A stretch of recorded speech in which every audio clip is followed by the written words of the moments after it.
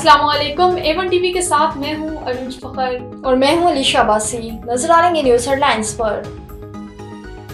بلوچستان مستونگ میں دھماکہ، پولیس اہلکار اور طلبہ سمیت 7 افراد شہید، 22 زخمی ہو گئے، 23 کوئٹہ منتقل، کئی کی حالت تشویشناک، ہسپتالوں میں ایمرجنسی نافذ۔ دھماکہ موٹر سائیکل میں نصب ریموٹ کنٹرول ڈیوائس سے کیا گیا، پولیس موبائل اور ایک رکشے کو نقصان پہنچا۔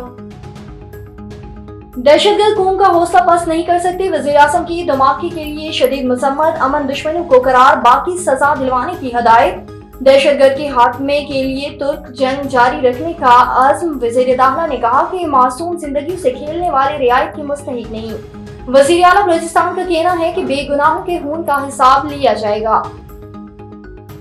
وزیر اعظم کی قطر کے انویسٹر کو سرمایہ کاری کی دعوت، کاروباری وفد نے وزیر اعظم کی دعوت کا مثبت جواب دیا۔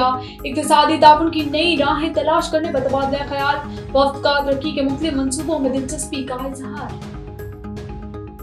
لاہور آج بھی آلودہ ترین شہروں میں دوسرے نمبر پر، ایئر کوالٹی انڈیکس 176 سے زیادہ شہری بیمار ہونے لگے۔ انتظامیہ گرین لاک ڈاؤن پر عمل درآمد کے لیے متحرک، شملہ پہاڑی کی گرین رنگ میں شجر کاری، ٹریفک جام سے بچنے کے لیے تجاوزات کے خلاف آپریشن۔ اور اسموگ بڑھ رہی ہے، ورک فرام ہوم پر جانا ہوگا۔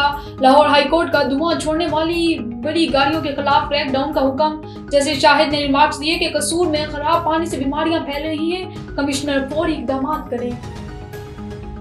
A1 ٹی وی کی نیوز اسٹوڈیو سے فی الوقت کے لیے اتنا ہی۔ مزید خبروں اور اپڈیٹس کے لیے دیکھتے رہیے A1 T V. A1 T V, سب پہ نظر، اندر کی خبر۔